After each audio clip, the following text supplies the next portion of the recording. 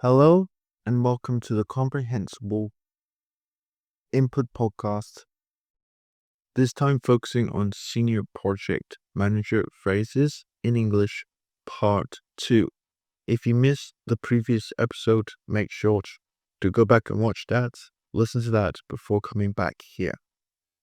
If this is your first time listening to the podcast, this focuses on learning important phrases that are commonly used by project managers to something called comprehensible input. This means I will repeat them throughout the podcast so you can naturally acquire them in your own language and move them into your long-term memory. So really make sure to listen out for how I use them in episodes, because you need to hear and read a word 17 times to remember them. So be sure to listen to this episode several times to fully remember them and store them in your long-term memory. Grab your coffee or water and let's walk you through these important terms that you need to know as a project manager and that I will repeat 17 times. So let's get started. Alright, in the previous episode I spoke about the project plan, the scope, the budget, the schedule, all things we can control. Now let's talk about what we can't control. So let's talk about risks. Risks are the what ifs. What if the vendor doesn't deliver? What if the software crashes? What if the designer quits halfway through the sprint? Risks are the shadows that follow every project. You can't ignore them. You have to name them. And here's the truth. In many people's career, they don't. For me, I thought naming risks made me look negative, like I wasn't confident. But in reality, ignoring risks make you look unprepared. Smart project managers, they name the risks out loud.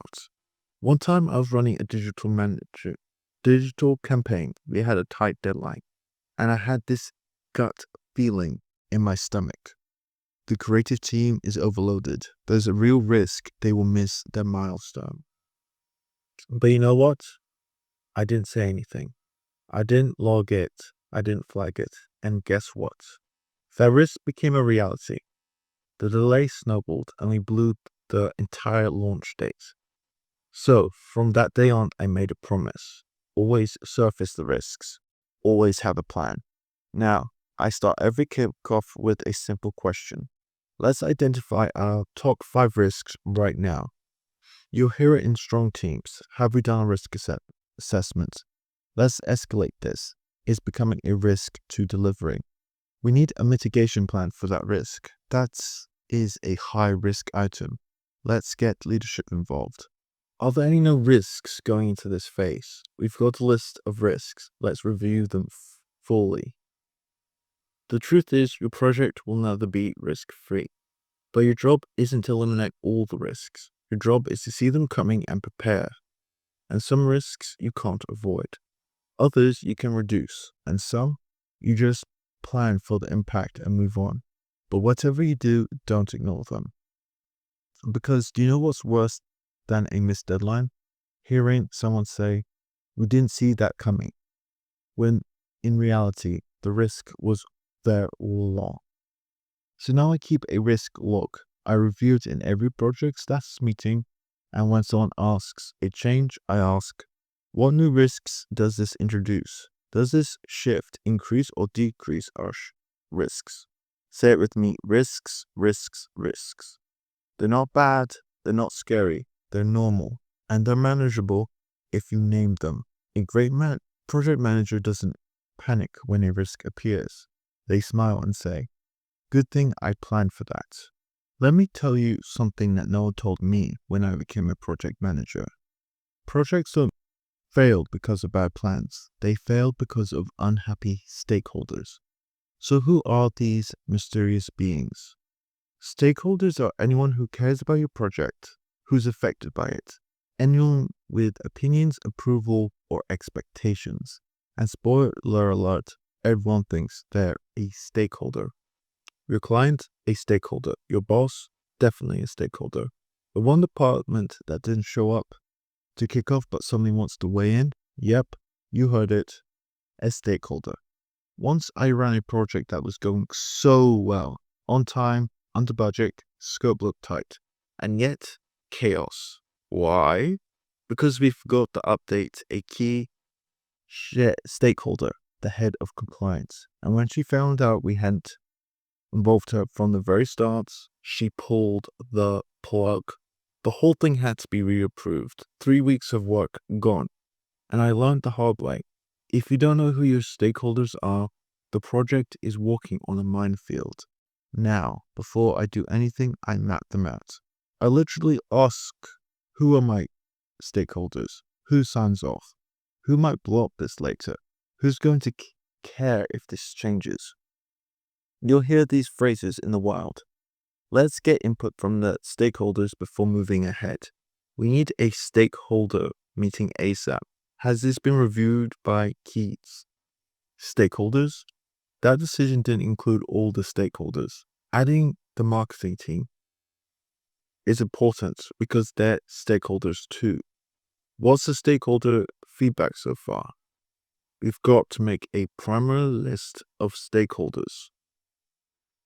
Because stakeholders don't have to be in every meeting, but they do have to feel seen. If the stakeholders' feelings aren't aligned with the project, that is your biggest risk. Because engaging your stakeholders early often saves time. It builds trust. It protects you from surprises.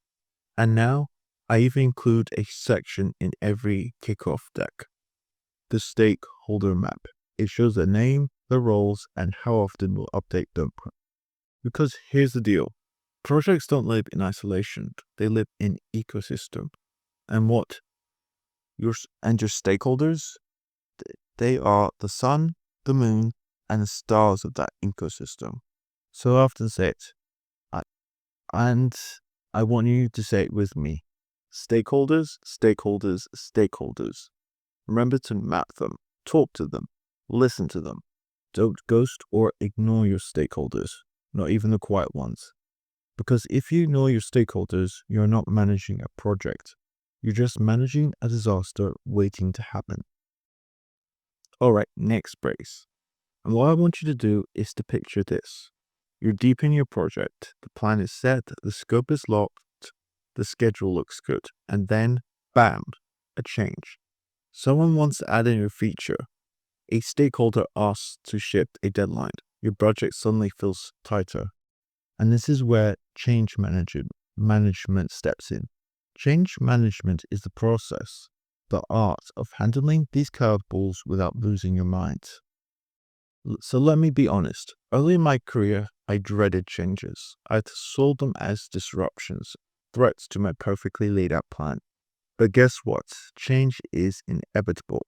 And how you manage that change. That's what separates a good project manager from a great one. And you'll often hear phrases like, we need a change management process in place. Has this gone through change management? Let's review the change management log. This isn't a tweak. This is a change management issue. The change management board needs to approve this. Let's update the change management documents. So here's a story. On one project, a tiny change slipped in. Just a small feature, also a thought. No one followed the change management steps. No one updated the change management document. No one asked about its impact, and suddenly that small feature caused delays, extra costs, and unhappy clients. I learned fast. Everything must go through change management, no exceptions. That means document the change, assess the impact, get approval from the right stakeholders, update the project plan and schedule, communicate early, and then repeat after me. Change management, change management, change management. It's not just a buzzword, it's your shield against chaos. your way to keep the project stable, no matter how much things shift. Because the only constant in projects is change. And mastering change management means mastering the project. Alright, you've got your plan, scope, budget, schedule, and all the rest in place. But here is that real question. What are you actually delivering? That's where deliverables come in. Deliverables are the tangible results, the final project, products, services, or outcomes of your project that are promised to be produced. Think of it like this. If your project was a movie, the deliverables would be the finished film, the trailer, the soundtrack, everything that the audience waits for. Earlier in my career, I worked on a software launch. We had a flashy project plan and a tight schedule.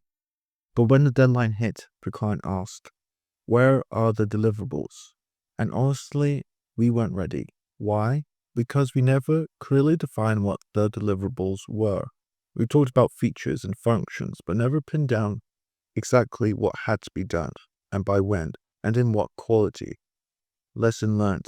Always clarify your deliverables from day one. You'll often hear this over and over in meetings.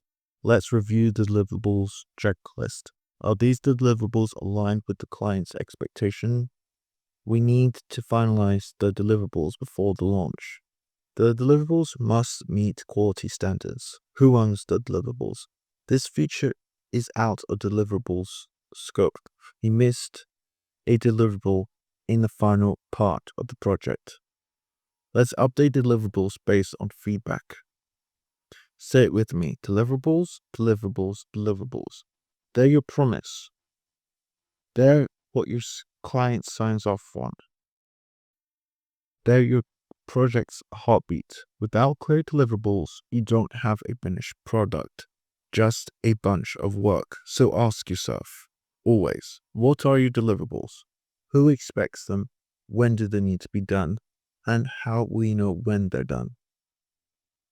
Always make sure to keep track on your deliverables and make sure that the final deliverables exceed your client's expectation. Because at the end of the day, the project isn't about plans, scopes, or risks. It's about deliverables. And that's where your success lives.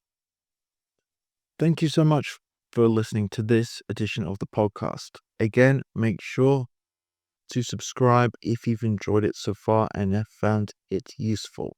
If you're looking for more help in improving your English faster, if you're feeling right now that it's impossible to click down the button or feeling like you're visible and that your supervisors or managers don't see you and don't appreciate what you bring to your company because of your English, then what I want you to do is check out the link in the description and first pin comment to book a free consultation call to see whether you're a fit for the English Transformation Confidence Method.